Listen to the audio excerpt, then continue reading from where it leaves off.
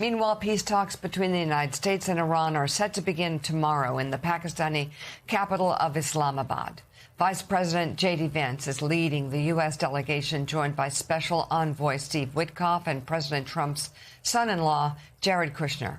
Let's bring in Democratic Governor Wes Moore of Maryland. He's also a combat veteran who served in Afghanistan with the Army's 82nd Airborne Division. Also joining us, MS Now National Affairs Analyst John Heilemann. He's partner and chief political columnist at Puck. And of course, they talked about their colors today to make sure it all works. The host of Pablo Torre Finds Out joins us. MS Now contributor Pablo Torre. And Reverend Al Sharpton is still with us as well. We're up late last night consulting about this. Yeah. With the iPad thing and they are whatever. Color coordinated. Governor, thanks so much for being with us. I want to start by talking about the war. And as a combat veteran, I'd be really interested, and I know our family listening out there would be really interested in hearing your insights on what's happened over the past 35, 40 days. Yeah. Well, I think this goes to show something that we all know is that, one side can start a war. Generally, one side can't end it. Because when this war ends, you know who's also going to have a say? Iran. When this war ends, you know who's also going to have a say? Israel and Saudi Arabia and Pakistan and Lebanon. This is something that is not so simple as us just saying we can deploy military forces and think we can get to a conclusion, because the United States has the best military in the world. There's no question about that. And the units like the one I was a part of, the 82nd Airborne, they are literally one of one. But the United States military can do anything. We just can't do everything. And the problem is that because we've done such a remarkable job of dismantling soft power assets, done a remarkable job of dismantling intelligence assets, doing a remarkable job of dismantling international coalitions, that now we are asking our hard power assets, the kinetic assets of the United States military, to somehow think that they can control the destiny of an entire region. That is not sustainable. It is deeply expensive. And right here at home, it's American families that are now paying the cost of something that we were never bought into, that's never been explained, but they're asking us to use our dollars to be able to justify this war in our name. And that's why I think you're watching this thing continue to dismantle. And the explanation is moving. I mean, every day there's a different explanation. Right. Correct. John Heilemann. I'm sorry. Go ahead, Governor. Well, no, I mean, I was saying you're absolutely right, because what's happening now is they're just trying to define victory based on what they have actually accomplished. But anything that it can actually be a real strategic victory within the region, when it comes to long-term stability, when it comes to making sure that you have, peaceful and free access ways for economic growth to happen, they're not talking about that as a victory nor as a target, because they know they've done no planning to be able to achieve that. Well, and Iran has a say, as the governor said, John Heilemann, and how this thing ends. They've known from the very beginning that the United States wasn't going to stay in it for the long term, because politically it was not sustainable. So all they had to do was wait us out. It reminds me of what General Herdling said at the beginning of this war. He quoted a colonel who talked in 1975 to one of his Vietnamese counterparts, who said, you guys didn't beat us in a single battle. And his counterpart said, that may be true, but it's also completely irrelevant. You could say that about Vietnam. You could say that about Iraq. You could say that about Iran. And now you have Donald Trump, who understands this is political quicksand that he's in, especially in his own party, from Peggy Noonan to Tucker Carlson. This cannot continue. Gas prices can't go up to $5, $6 a gallon. And so here we find ourselves in that position once again, where Iran our enemy on the battlefield can just wait us out because it's not politically sustainable at home. What's the next move for this president? Right. It's a war, Joe, where stalemate is a strategic victory for the other side, and where we have to win the war.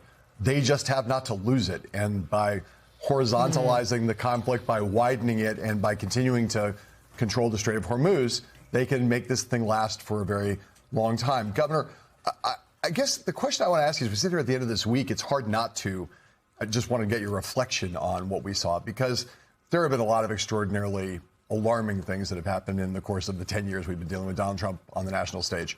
But for a lot of people, the combination of the Truth Social post he sent on Easter Sunday morning, dropping the F-bomb, calling the Iranians crazy bastards, mocking Islam, the entirety of the religion, and then the civilization obliteration threat that he sent on Tuesday, were kind of crossing some kind of new Rubicon and reaching, as Peggy Noonan wrote in the Wall Street Journal, kind of some kind of new place and a new low. I'm curious, from the perspective, both as a chief executive of a state, but also as someone with military service in your background, what were your reflections on watching that chain of events unfold over the course of this last week? Unfortunately, I actually wasn't terribly moved because this is just a continuation.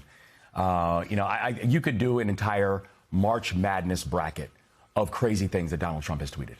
And who knows what would end up in the Final Four. Maybe those would end up in the Final Four. But the truth is that he has said so many things that were not just deeply offensive and outlandish and destabilizing that I think we just stopped losing count.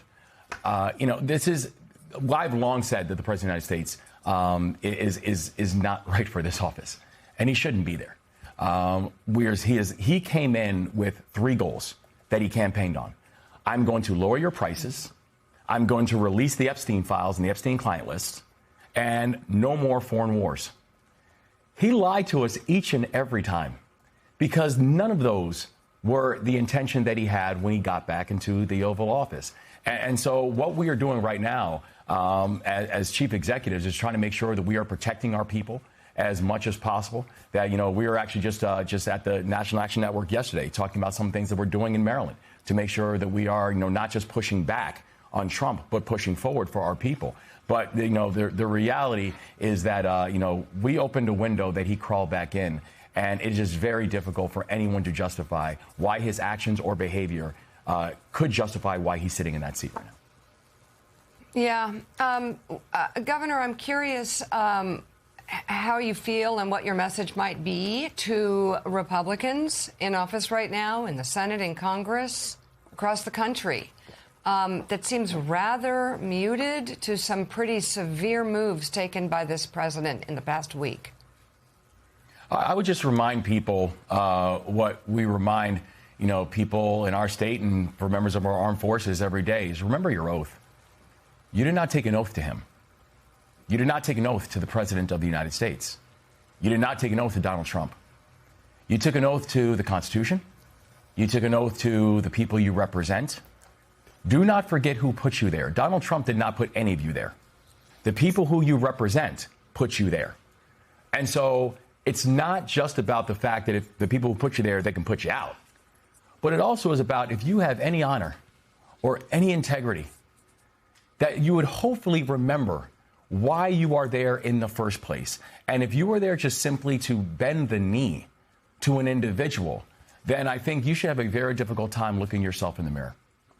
Governor, on that point, you spoke, as you said yesterday at National Action Network, Kamala Harris and others today, Jim Clyburn even.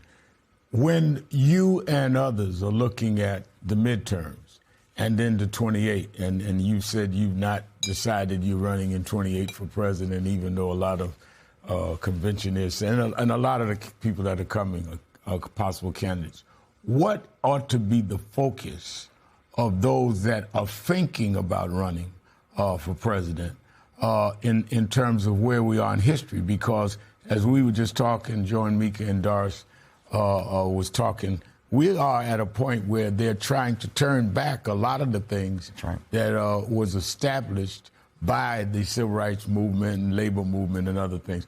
What ought to be the things that are most concerning to whoever leads the Democrats in 28 or even in the midterms this year? I would say for anyone who's talking about what they're going to do, my first question is, what are you doing now? What are you doing now to protect the fact that we are under the greatest assault that we have seen in our lifetimes? I think about what's happening in the state of Maryland. In Maryland alone, there's been no state that's been under a more direct assault from Donald Trump and J.D. Vance than the state of Maryland. We've had over 31,000 people fired in a year. Marylanders, federal workers, fired by this administration. We have seen how energy prices have skyrocketed. Gas prices have gone up over $1 in just the past month. And so when I think about what we're doing in the state of Maryland to be able to address that, where I just signed, in fact, this week signed a balanced budget with no new taxes or fee increases that made historic investments in childcare, historic investments in education and public safety to continue the not just remarkable but historic drops in violent crime we've seen in the state of Maryland, increased childcare, putting people back in the workforce, putting money back in people's pockets because of these rising energy bills. Because we know that in this moment, we're trying to see what type of soldier are you? Are you a summer soldier or are you a winter soldier?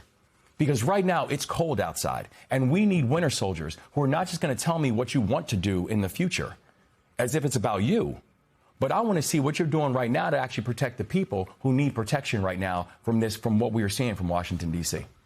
Governor, I want to think about those voters who heard those 3 pledges that Donald Trump made, which you summarized quite nicely, and said to themselves, I, too, am an if not anti-political person, and I see all politicians as corrupt. And the job now for someone like you is to begin to quantify how off the grid the corruption and the money flowing somewhere is relative to even a normal corrupt politician. Where is the money going if we were to follow it? How do you begin to tell the story in ways that can actually be felt by a normal person? Yeah, I mean, it's so staggering, and they're not interested in building or rebuilding trust with the American people. That's not their goal or their intent. And I feel it because, listen, that's the family you're talking about. That's my family. I don't come from a political background. I'm not a person who's gone from office to office. This is the first elected office I've ever held in my life.